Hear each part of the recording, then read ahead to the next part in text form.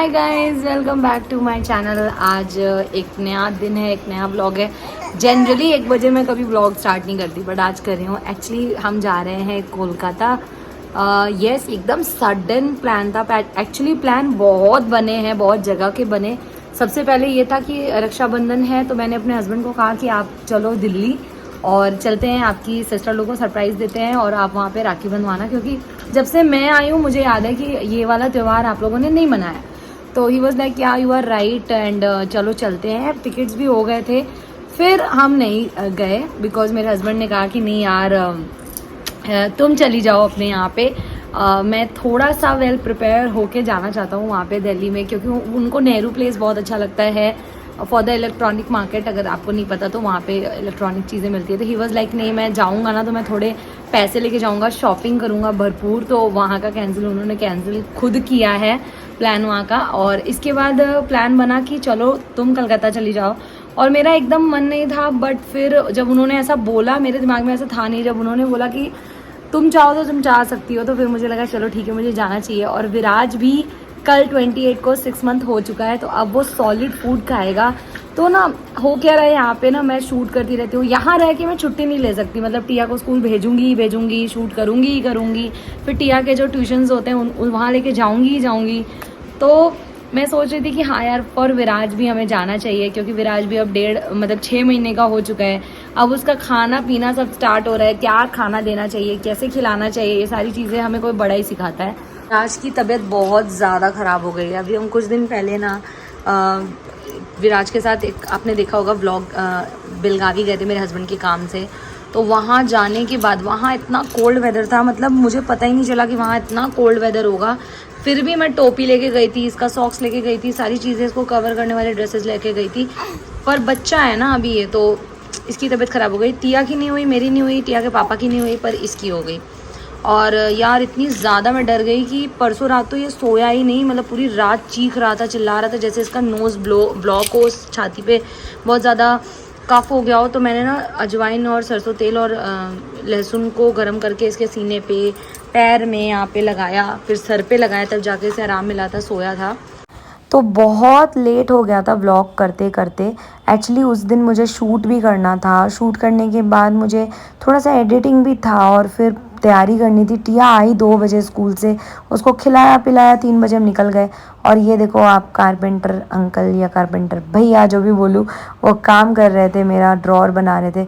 और टिया is like हम अपनी कार से जाएंगे। टिया अपने कार में बैठने जा रही थी, मैंने कहा नहीं, हमें इससे नहीं जाना, हमें इससे जाना है। तो टिया बिल्कुल भी रेस्ट नहीं कर पाई थी इन शॉर्ट, लेकिन फिर गाड़ी में वो सो गई थी। अदरवाइज़ वो बहुत ज़्यादा तंग करती, मैं आपको सच बता रही हूँ। लेकिन वो सो चुकी थी। फिर हम यहाँ पे एयरपोर्ट पहुँच चुके। हमारा गोवा में, अगर आपको पता नहीं तो 2 एयरपोर्ट है, एक डैम्बुलिम में है और एक मोपा एयरपोर्ट है। हमारा डैम्बुलिम से था टिकट, तो हम वहाँ से आए। और ये विराज को हमने इस तरह से ले लिया था, विराज को सर्दी थी तो उसके लिए ज़रूरी था। और यहाँ हम अपना बोर्डिंग करवा रहे थे, तो वहाँ पता चला कि हमारा हैदराबाद टू कोलकाता, जो ये हमारी कनेक्टिंग फ़्लाइट थी, गोवा टू हैदराबाद, हैदराबाद टू कोलकाता, तो जो सेकंड वाली फ़्लाइट थी उसमें हमारी सीट ही नहीं मिल रही थी।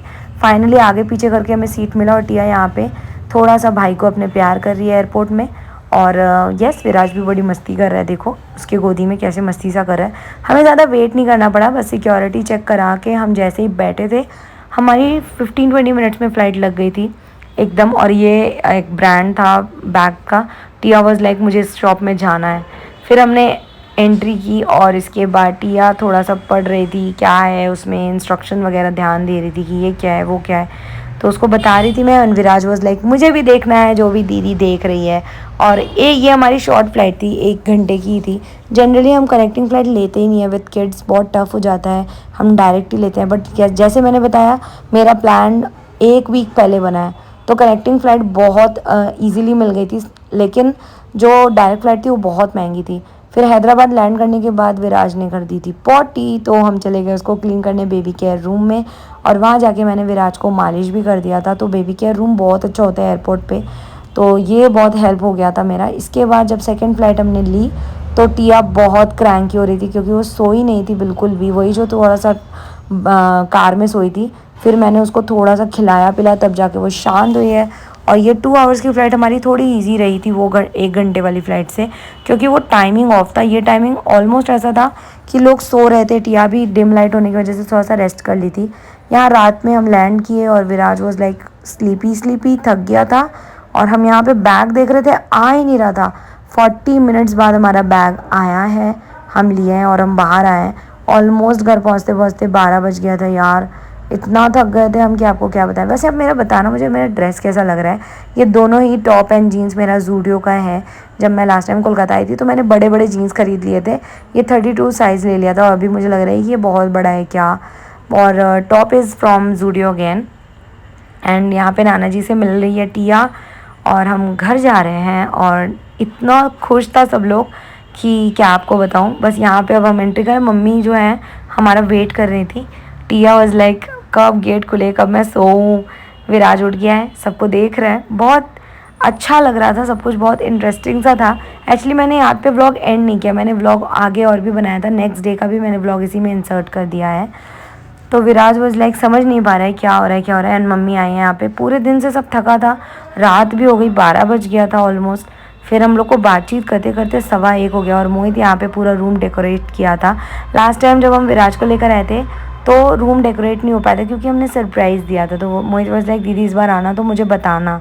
एंड टिया अपने नानी के पास आके बहुत ज़्यादा खुश थी कि नानी के पास हूँ। नानी उसको बता रही है मैं फ़्रॉक लाई हूँ, मैं ये लाई हूँ। वो सुन रही है। एंड फिर नानी ने विराज को भी प्यार किया, मालिश किया, उसको कुछ खिलाया। एंड उसके बाद विराज भी सो गया था।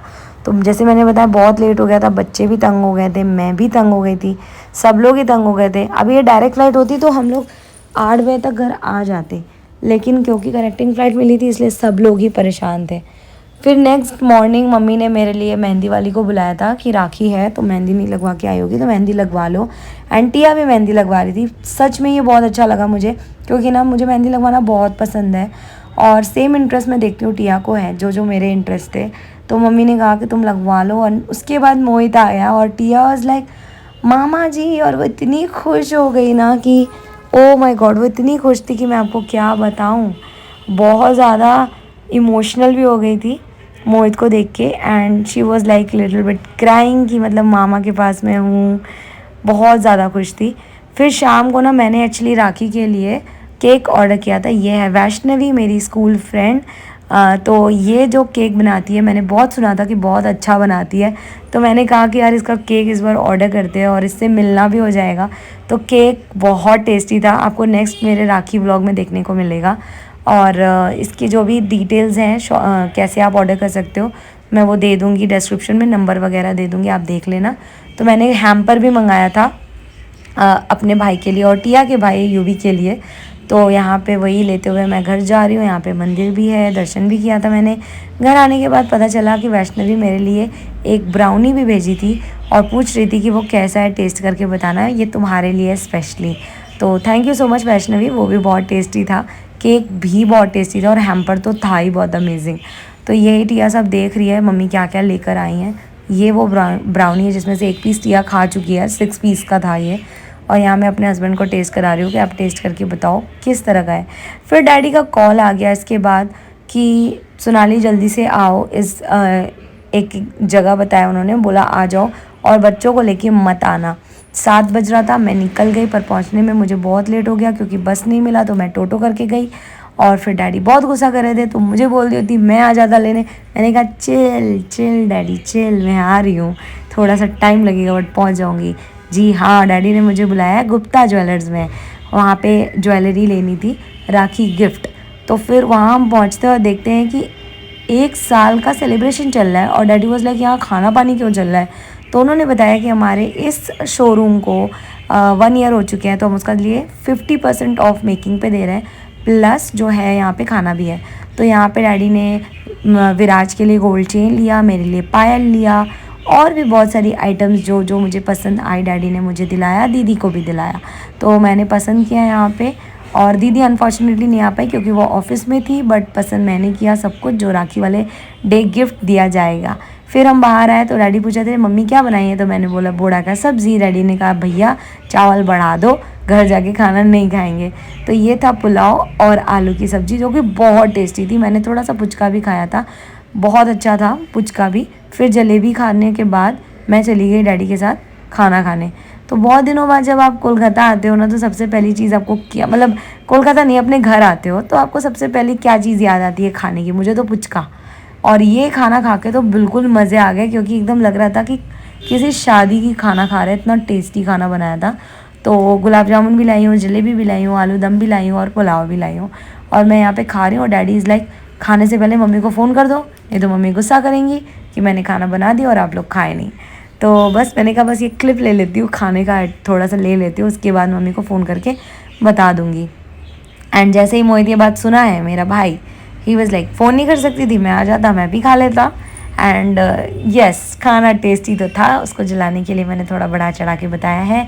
और बस अब डैडी के बाइक पे बैठ के हम घर निकल जाएंगे। जी हाँ, बस इतना ही था वो दिन, लेकिन मैंने व्लॉग को 2 डेज़ में मर्ज कर दिया। तो आपको कैसा लगा आप ज़रूर बताना। मेरे चैनल पर नए सब्सक्राइब ज़रूर करना, और वीडियो पसंद आए तो लाइक ज़रूर करना। वीडियो को एंड करने से पहले एक स्पेशल बात बताती हूँ, जब भी मैं डैडी के साथ घर आती हूँ तो मैं लिफ्ट से ऊपर नहीं जाती हूँ। मैं डैडी जब गाड़ी पार्क करके आते हैं तब तक मैं वहाँ पे उनका वेट करती हूँ। सो यस, ये स्पेशल बात आपको कैसी लगी ये भी ज़रूर बताना, या आप स्पेशल क्या करते हो ये भी बताना।